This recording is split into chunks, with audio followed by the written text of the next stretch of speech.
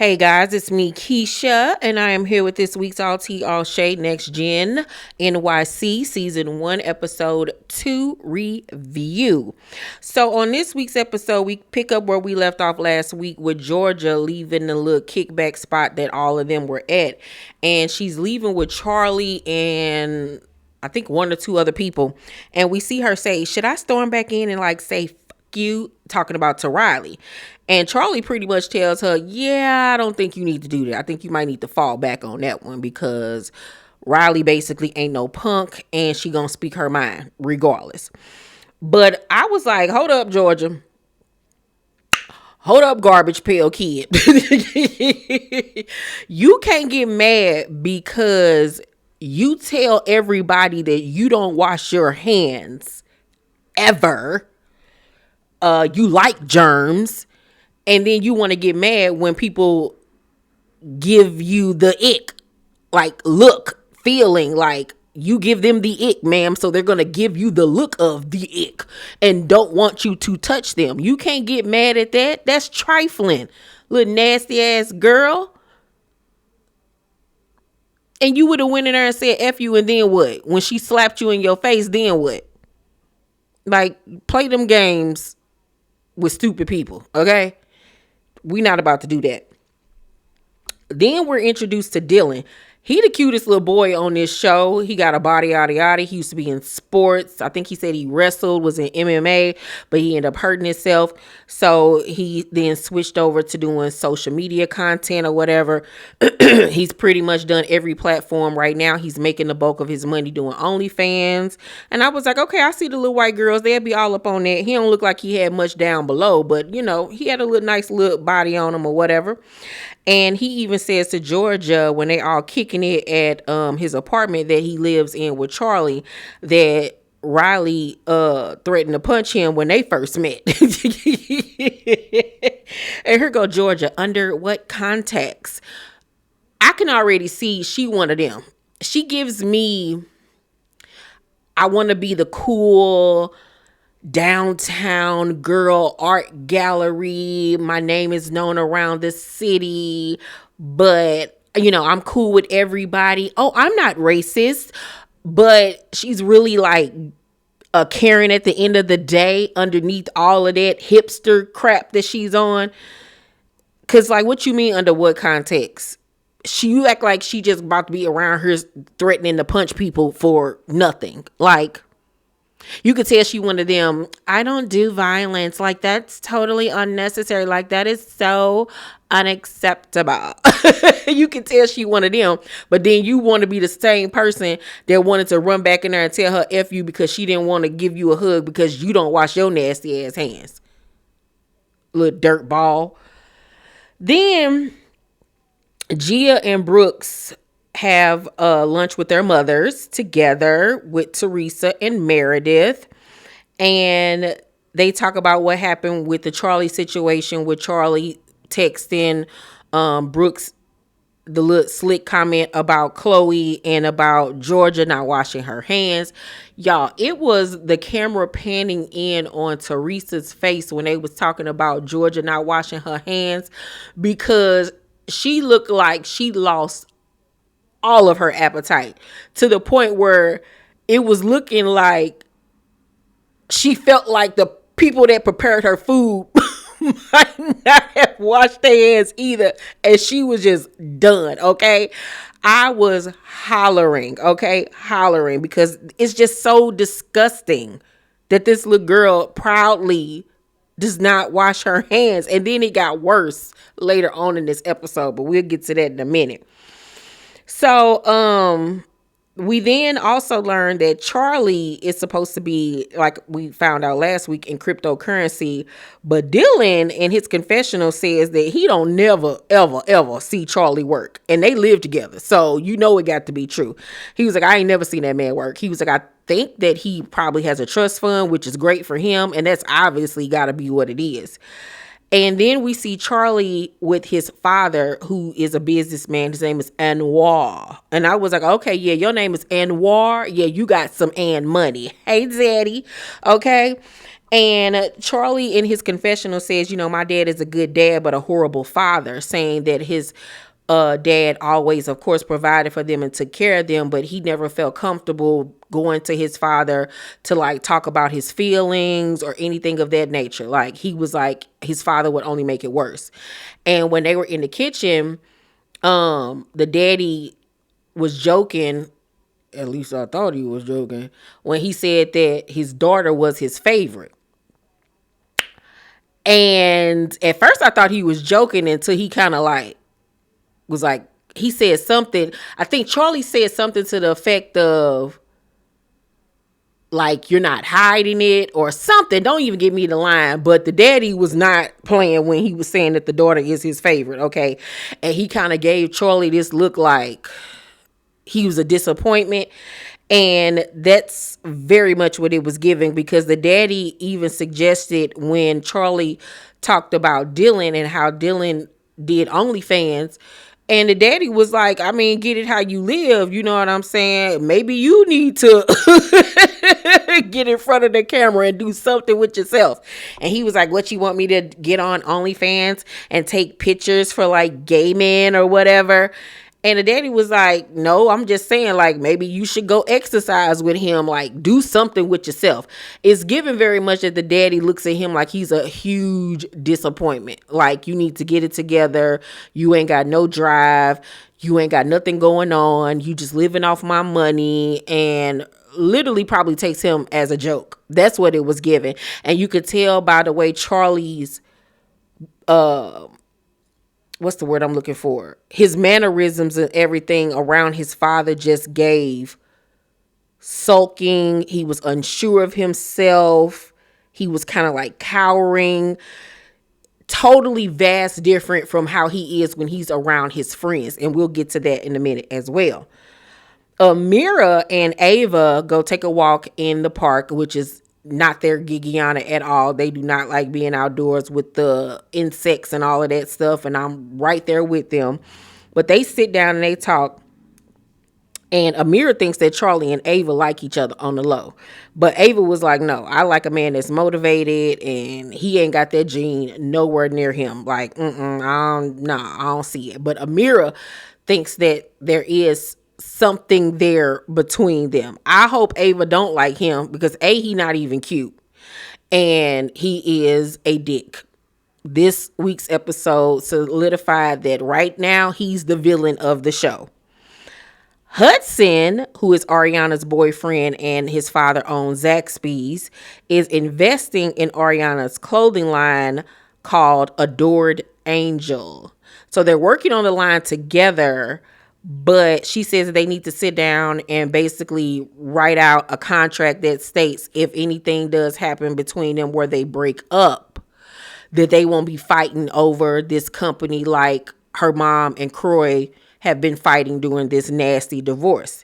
And he was like, well, that's why you have 51% and I have 49%, because I'm really trying to make you feel comfortable. He was like, I'm just investing into your dream. She was like, no, this is our dream, or whatever. And I was like, okay, you got you a good one. Like, the fact that he's even investing in something that is your dream at such a young age says a lot. I don't know if he's doing it simply because he loves you and y'all been on and off again since y'all was like 14 years old, or is he doing it just because he got money to blow? I don't know. But the fact that he's doing this for you is huge, because y'all are so young. If he was my son, I don't know if I would be encouraging him to invest. Probably no more than like maybe 10,000 or something like that, and like not no six figures or nothing like that. I couldn't see me co-signing that on behalf of my child. You know what I'm saying? But he doing it for her, and so it's obvious that he really cares for her. So far, I like Hudson, and I like Hudson's swag, and I really like Ariana as an adult. I like her personality a lot more than I like her mama and Brielle's. Okay, she's totally different from them, and I really like that. And I really hope that she can design and that she creates something really good that honestly does sell. So Ava is with her daddy Dame, and she has lunch with him and she talks about how right now she just really wants to focus on modeling. Like that's what really makes her happy. But Dame wants her to run one of the companies that he's created. But you could tell she had this look on her face like, oh, here we go with this again. Like, can he just support me and what I want to do and stop trying to get me to do what he wants me to do? And to be honest with you, if I was Ava, I wouldn't be in no rush to run none of them companies either, because it's like Dame just throwing stuff at the wall and seeing what's going to stick at this point. You know what I'm saying? Like, he's not focused on one thing. Like, now he got supplements and stuff. Like, this is not the same Dame from the 90s, early 2000s, even mid 2000s. Like, he was talking about how when his ex-wife Rachel Roy moved to Los Angeles with Ava and his daughter, what's her name? Is her name Tallulah? She named after a flower. But when Rachel moved to LA with the two girls, he was talking about how he had to sell all of his art galleries and stuff in New York and moved to LA because, you know, he wanted to be around his children or whatever. But that was the Dame I grew up, you know, idolizing. Dame was one of my idols growing up as far as entertainment and business, because he was so smart and ahead of his time, having art galleries. They had Rockaware. They had Armandale Vodka. You know, they had he was doing Dame Dash movies. You know, he just had his finger on the pulse of what was going on. And then when Rockefeller split, you know, he just was, you know, trying to create all of these things. Some things worked. Obviously, a lot didn't. And that's why he's in the place where he's in right now, debt-wise, you know. So if I was Ava or whatever, I wouldn't be in a rush to run none of them companies either. Like, let me do me. Let me create my own legacy at this point. Dame and Rachel still don't get along to this day. And I was like, damn, Becky with the good hair. Ariana and Riley link up in what looks to be like Central Park, and they haven't seen or been around each other since they were really little girls. And what was really special about this moment is it was kind of like they picked up exactly where they left off. It was still a little bit of hesitancy there, but there was a sense of familiarity between the two young ladies. And I love the fact that they're not letting what happened between their parents affect them, because I don't think, based off what we're seeing and even what I saw of Ariana growing up, that she's anything like her mom. I really don't think that she is like that. But as of right now, I know that they have gotten really, really close. So I'm really happy about that. So Riley invites her out to go kick it with them either that night or the next day.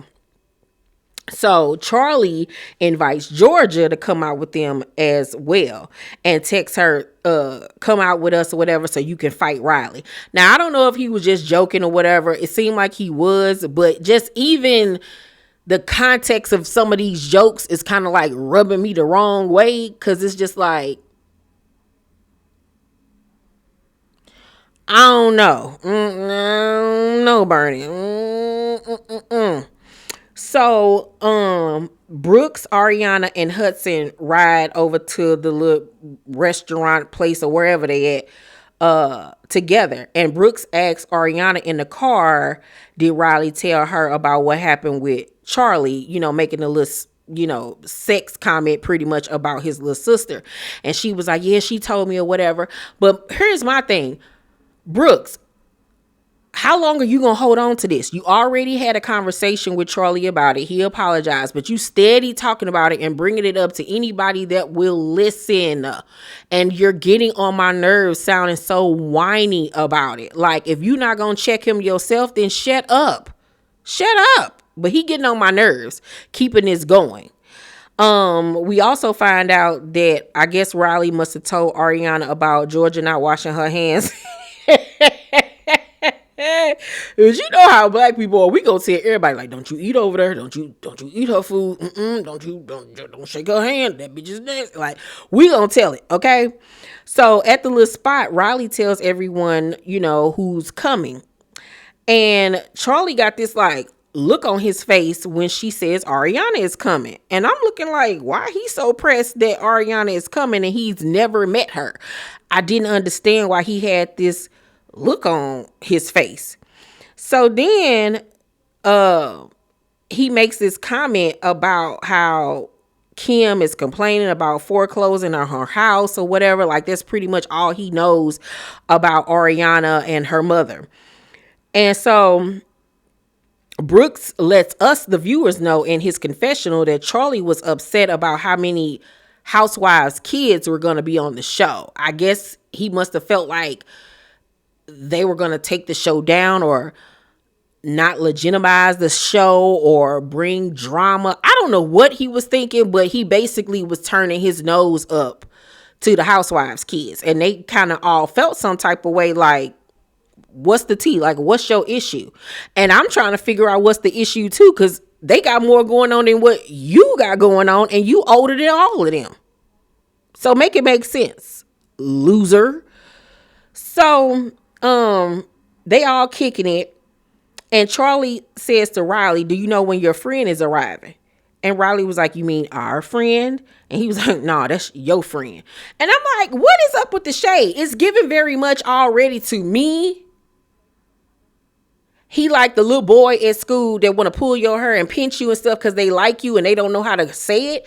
Because other than that, I'm so confused of why you have such an issue and a hard on for Ariana and you don't even know her. Like, make it make sense. Because it's not. So Brooks, Ariana, and Hudson arrive, and Ariana right off the rip was very nice and approachable to everybody. She was like, nice to finally meet you guys. I've heard so many amazing things. And then here come Dylan, the OnlyFans boy, Thompson. We've heard all kind of things. And Aria was like, I bet. Like, she was already picking up what they was putting down and like had this look on her face like, the fuck? Like, what the hell was that about? And then the Dylan dude said it again. We've heard all kinds of things, like being funny towards her. And I was like, y'all are so mean and being unwelcoming. And for you, Dylan, who already said you came from middle class, humble beginnings, blue collar family, you of all people don't need to be trying to be funny to nobody because you got less than everybody on here. So you can stop. Like, the hell is going on? So him and Charlie like laughing, and Charlie says it's so crazy how fast you can get a read on someone. To Dylan talking about Ariana. Now, mind you, she's sitting right across from him, so she can pretty much hear everything that he's saying.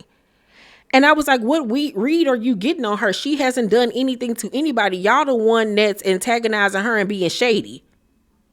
Huh? So then Charlie was like, Georgia is on her way here. Do you guys have Purell ready to give her? Like, first of all, just that comment alone, you being funny. And that's supposed to be your homegirl, right? So Ariana was like, I have mine. I fucked with Ariana. And Charlie was like, what do you mean? You didn't even know about it. And she was like, yeah, I did. I talked to people, so you can quit being disrespectful towards me. Like, at that point, she had it. And I didn't blame her. She better than me because I would have cussed him the fuck out. Okay? Little bitch boy. Who the fuck you think you talking to? Like, we not about to do that, sir. No. No. So Georgia arrives, and she was like trying to, like, I think she went to go like shake Ariana's hand, and Ariana was kind of like, I don't know about that. She was like, I washed my hands. I did. So then when she got to Riley, she was like, I washed my hands after I used the bathroom. Can I get a hug? And Riley was like, sure. She was like, girl, I'm over it. It's all good or whatever. But it's the fact that you even got to introduce yourself to people and let them know that your hands are clean. Because now everybody in New York City know that your nasty ass don't wash your hands. So everybody about to be side-eyeing you and not wanting to touch you unless they nasty just like you are. So you should be ashamed, okay? So, Charlie then takes Georgia outside and gets to telling her about how Ariana has been talking about her not washing her hands, and basically just trying to make it seem like Ariana just been going in on her when he was the one that brought the shit up in the first place. Like, I do not like this little puny pipsqueak of a little boy, okay? Like, So they go back inside, and they talking about the whole hand washing thing. And Georgia, somebody was like, so when you use a public restroom, do you sit down on the seat? And she was like, yeah. And they was like, oh girl, no, you do not do that. You at least put the little paper on the seat to create a barrier. Like, she just out here raw dogging toilet seats. They was like, girl, that's how you can get crabs or STD. Like, that is so nasty. Like, girl, what would make you think it's okay to sit on public restroom toilets? Who raised you? Wolves? The New York City rats? Ew.